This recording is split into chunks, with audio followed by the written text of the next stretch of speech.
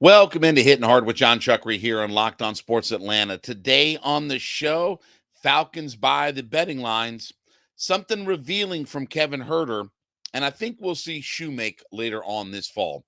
It's all next. It's Hittin Hard with Jon Chuckery, Locked On Sports Atlanta.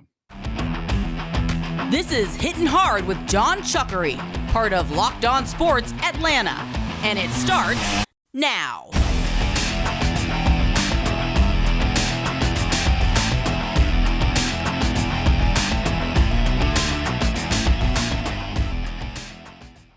Hittin Hard is part of the Locked On Podcast Network, your team every day. We ask you to subscribe or follow for free on YouTube or wherever you listen to your podcast. You can get the latest episodes of Hittin Hard as soon as they become available. Also, check us out on the SiriusXM app and give me a follow on my personal Twitter page at JMCH316. So the Falcons buy the betting line. So if we look at what the Atlanta Falcons' potential record is going to be based upon the odds in the games through every week of the season. So, for instance, week 1 against Carolina, they're a 2.5-point favorite. Week 2 against the Green Bay Packers, they're a 1-point favorite. Against the Detroit Lions, they're a 5-point underdog. Jacksonville, 4-point underdog. That'll be the game in London. The Texans, they're a 3-point favorite. The Commanders, they're a 1-point favorite. Against the Buccaneers, they're a 1-point favorite. The Titans, they're a 1-point underdog. Minnesota, they're a 1-point underdog. Arizona, a 1.5-point favorite, even going on the road, because Arizona's a bad roster. The Saints in week 12, the Falcons are a 1-point underdog. Against the Jets up in New York against Aaron, they are a 6.5-point underdog to the Jets. Tampa Bay, 2.5-point favorite. Carolina, a 1-point underdog. That's the game on the road with Carolina. Indianapolis at home, 2.5-point favorite. Against the Bears, second to last week of the season, 1-point underdog. And then at the New Orleans Saints to close out the year, a 2.5-point underdog. So based upon what the betting lines say that the Falcons are going to be, they've got the Falcons at 7-10. Now, a couple of things that to take away from all this. One is that there are so many 1-point games that as we move through the schedule, if the Falcons are a good team and some of these other teams end up being not so good, those lines can certainly swing. You can go from being a 1-point underdog to a 1-point favorite in not much time and not having to have a crap ton of money move on that game and vice versa. I mean, if they're a 1-point favorite, they can be a 1-point underdog. So things can change. And this is what we've talked about with the schedule, right?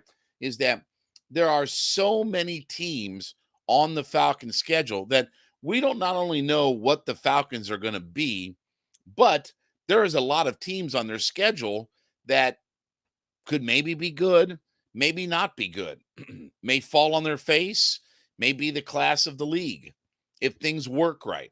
I mean, even in our division, when you look, Tampa Bay is a team that I think is in kind of, I don't want to say free fall mode, but they're pretty close to free fall mode. The Carolina Panthers, they're rebuilding. They've got a rookie quarterback. They got the number 1 pick in Bryce Young, but are they going to be any good? The Saints, they obviously have their talent. They signed their big-time quarterback, but are they going to be good for it? So there's so many teams that are on the Falcons schedule that when you go through and look, can be swing games, and certainly that it can influence the line one direction or the other, from underdog to favorite.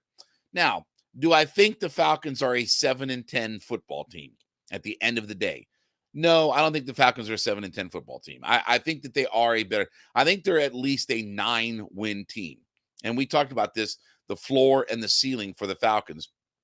There should be no reason why, even if you're just a little bit better in 1-score games, that you shouldn't be at least a 9-win team this year.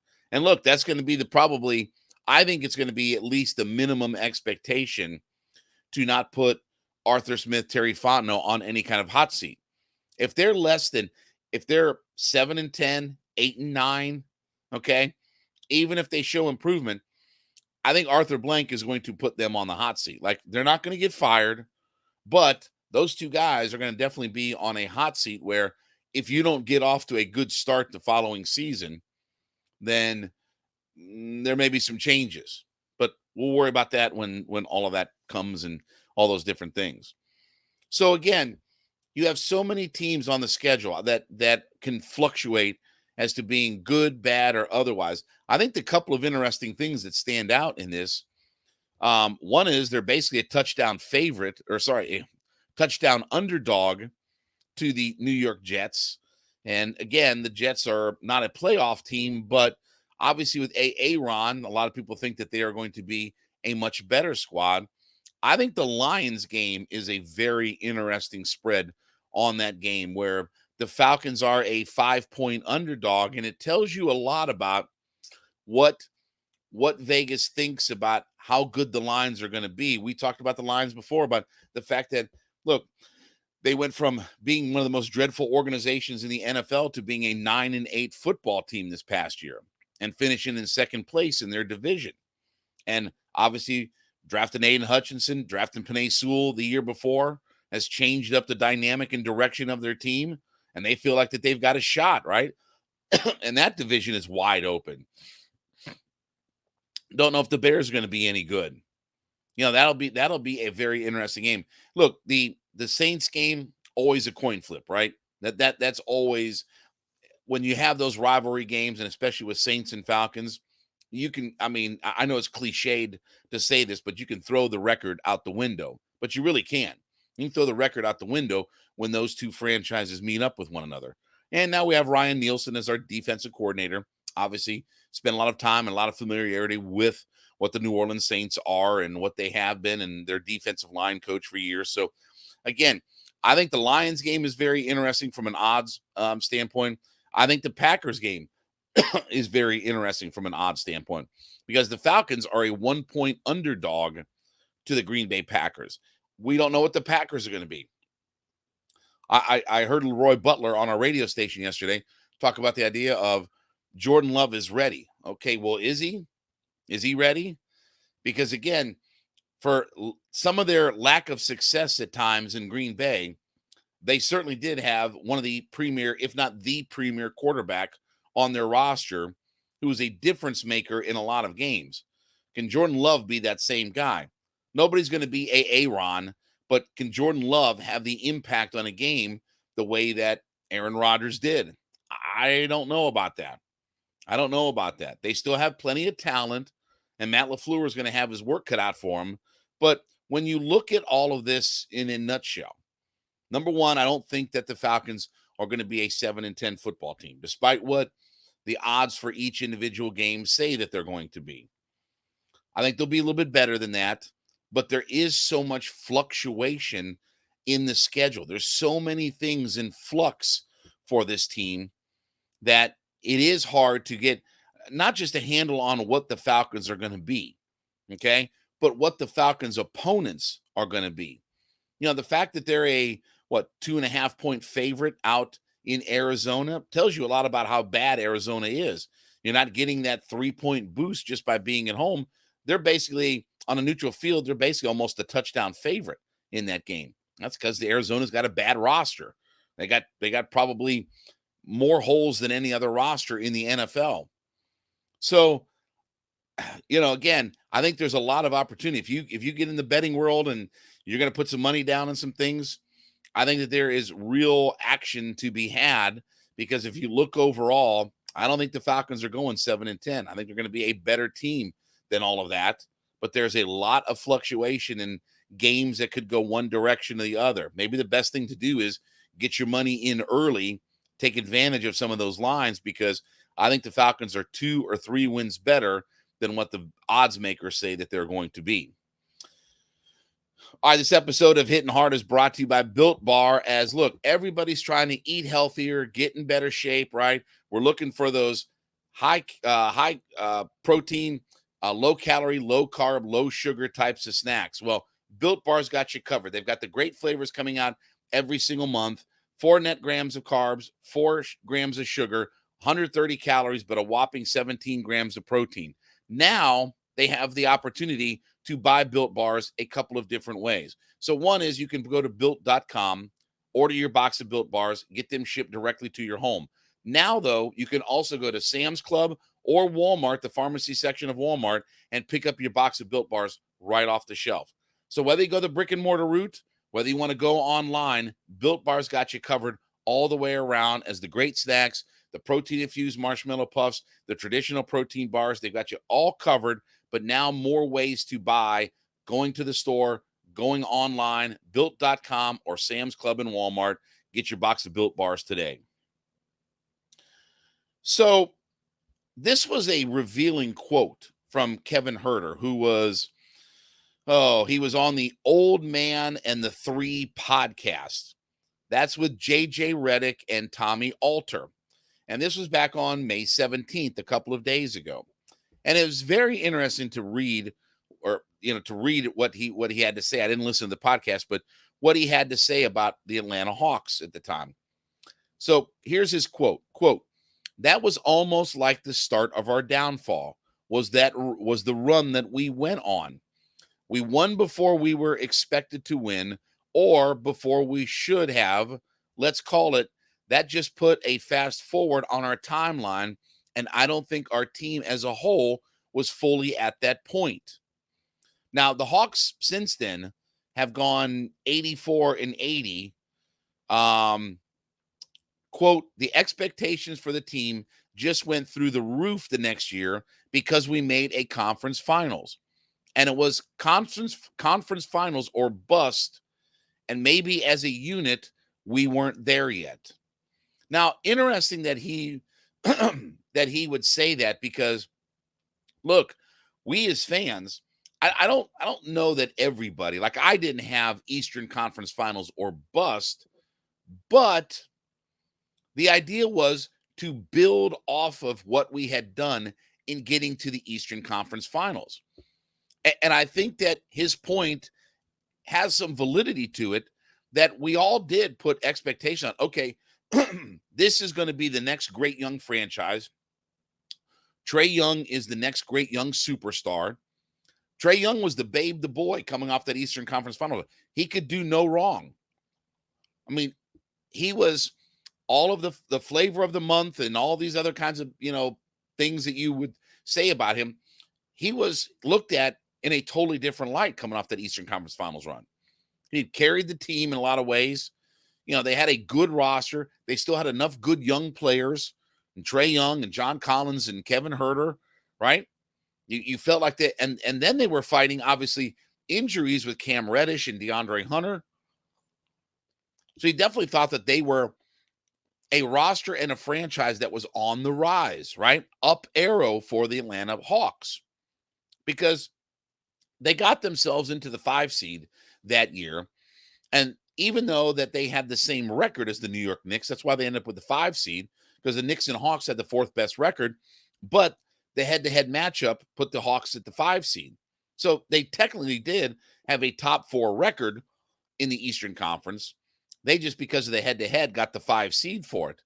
But it is interesting to think about the idea of, did this team have too much expectation? And did ownership in the front office? Because think about it.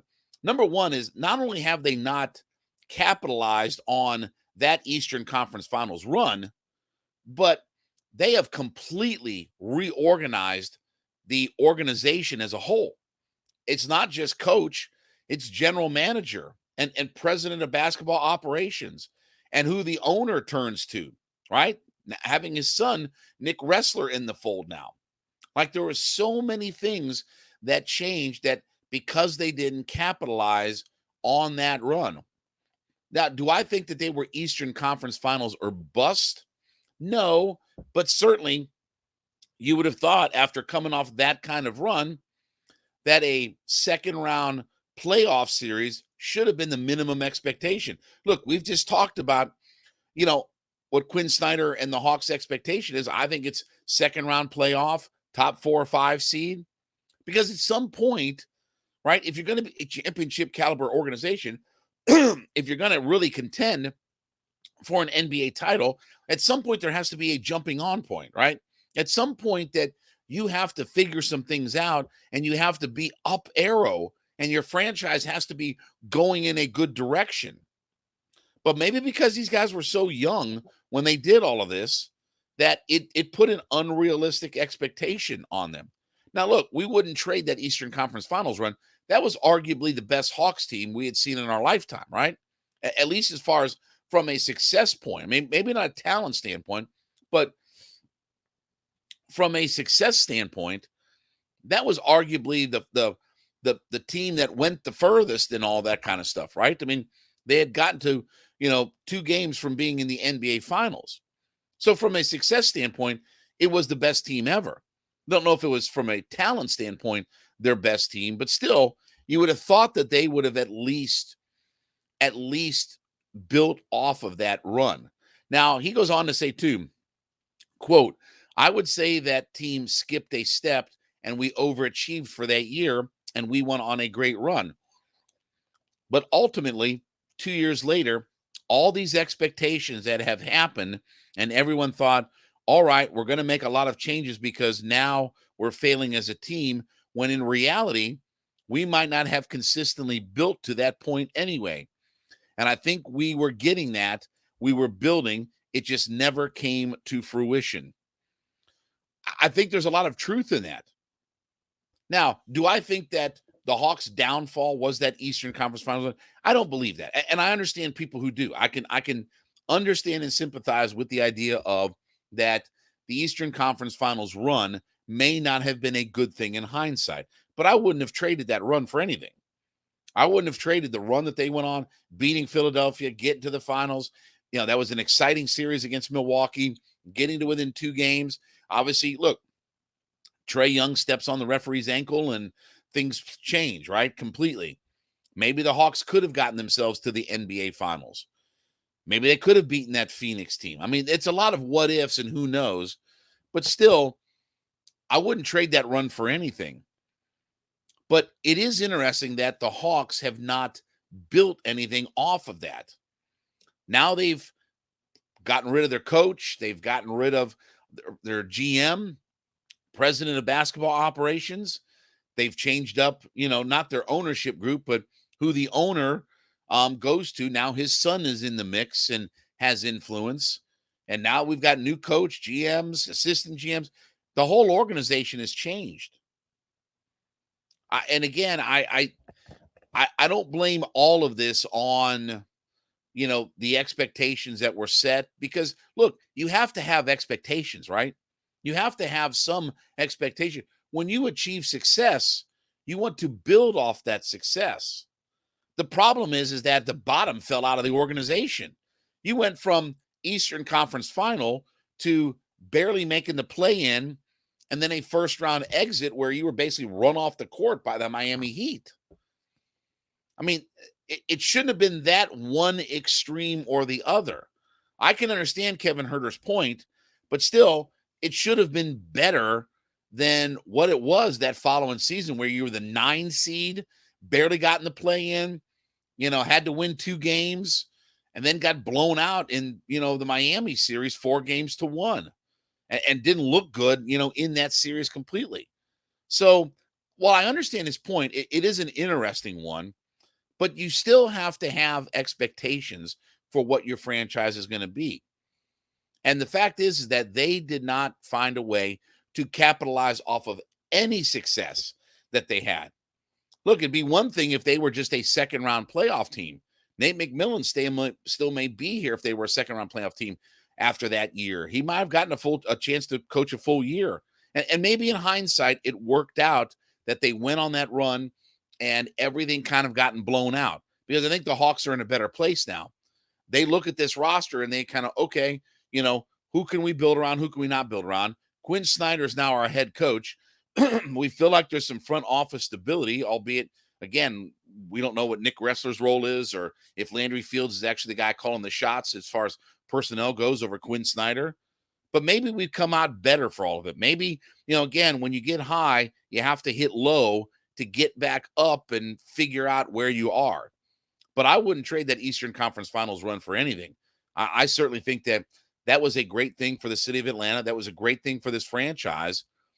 The problem is that they just didn't build off of any of the expectations that we had. I don't think that they were Eastern Conference Finals or bust moving forward, but certainly they had to be better than what they were in that follow-up season where they basically just fell flat on their face. And I'll tell you, the whole we don't care about the regular season coming off that Eastern Conference Finals run, I think was their mindset that, hey, we can just go on this run anytime we want. They found out that it wasn't that easy. And they found out that if you don't play during the regular season really well, that you're starting from a definite, low point and just you're behind the eight ball immediately in all this. All right, once you make Hittin' Hard with Jon Chuckery your first listen, make sure that you go into whatever platform that you're listening on and go into our comments section and let us know that you're an everyday listener. So we call them our everydayers. So we want you to be a part of our community. Obviously, subscribe to our channels, but let us know in the comments section of whatever platform you're on that you're an everyday listener, as we call them our everydayers. We thank you so much for being a part of our ever-growing community, and we thank you so much for being a part of this journey of Locked On Sports Network here in Atlanta. So Braden Shewmake was sent down yesterday. I think Adrianza is going to end up being called up as we start this Seattle series at home. And then I will tell you, I'm really looking forward to starting next week where the Braves are going to have the Dodgers in town for 3 games. And then they're going to also host the Philadelphia Phillies as we move into Memorial Day weekend itself. They're going to host the Phillies for a 4-game set. So I will say that I definitely think that this 7-game set next week, okay, we get through Seattle, we win 2 or 3, games against them, okay, improve our home record and all that good stuff. Then we get ready for the Dodgers and Philadelphia, and here comes Freddie Freeman, here comes Bryce Harper, right? Everybody kind of coming in. These will be interesting games next week. We'll talk probably more about that first part of the week. But Braden Shewmake was sent down. Adrianza is probably going to get activated. So now Vaughn Grissom and Braden Shewmake are down in Gwinnett, and they can tinker with that, obviously, double play combo where, Grissom plays short, Shewmake plays second, and those guys can play every day. But I definitely think that we're going to see Shewmake sooner than later. And I think that he's going to be, I think they're going to give Shewmake a chance to just get his sea legs underneath him, play a full minor league season. And then I think come September, we're going to see him called back up. Now, look, we may end up seeing if there is any kind of real injury to our infield group, then that may change plans. And I think Shewmake was a call away last year. I think that, with Vaughn Grissom, they wanted him to come up and play. But I think if they had one more injury to their infield, Shewmake would have been up at that point. So I like Shewmake. I like him. Saw him play a little bit of Texas A&M. I mean, I think he can do some good things. His power has been one of the things that has been questioned. He's got 5 homers down in minor leagues. I think his career high is 12 homers in 80 some odd games or whatever like that. He does have 5 homers in the, Gwinnett portion of his schedule, basically not playing here at the major league level. But he's still a guy that I believe in, and I think he can do some good things. I don't know what his ultimate position is going to be. Is it going to be second base? Is it going to be shortstop? I don't think the Braves organization knows for sure what that's going to be. But I like his ability. I like his defense. I like a lot of things about Shewmake, wherever he profiles out to. But don't be surprised, even over maybe potentially Vaughn Grissom, even more than Vaughn Grissom, because I think Vaughn Grissom is at a point where I don't want to say he's at a crossroads, but he needs to get himself to where he needs to be able to win the job. Look, Orlando Arcia has been magnificent this year. He's arguably one of the Braves MVPs. I know Ronnie's been so good. Sean Murphy's been so good. And on a national level, they're MVPs for this club. But Arcia internally might have some MVP voting for him because he's been so good. And he's been clutch. Not just with his defense, but his bat has been unbelievable hitting in that 9 spot. So Shewmake, though, is a guy that I wonder, even over Vaughn Grissom, if they don't have an injury, that if he's not the guy that's called up even over Vaughn Grissom. And I think at worst case scenario, as a worst case bottom line, I think Shewmake's a guy that's going to get called up in September. I think Grissom, Shewmake, those guys will be back up with the club when the rosters expand and you get into September. I think that those are a couple of guys that you're looking at that will be on the club. But I definitely think that Shewmake is a guy that, I don't want to say he's on the fast track. I don't think that's the right term because, again, they're not going to rush him up or things like that. But don't be surprised if they don't call up Shewmake even over Vaughn Grissom if the Braves end up with another injury. And that could be second base or shortstop. And I'm not wishing injury on anybody. I'm just saying that, listen, things happen, right? And we've seen guys, on this team get hurt. Ozzy's obviously had injury issues and things like that. We saw Arcia, miss some time earlier on in the year. He missed 20-something games earlier this year. So again, I would not be surprised if Shewmake ends up finding his way up on the big club if there's an injury or two. And I think it's even over Vaughn Grissom. I think that they like what his upside is and his potential is.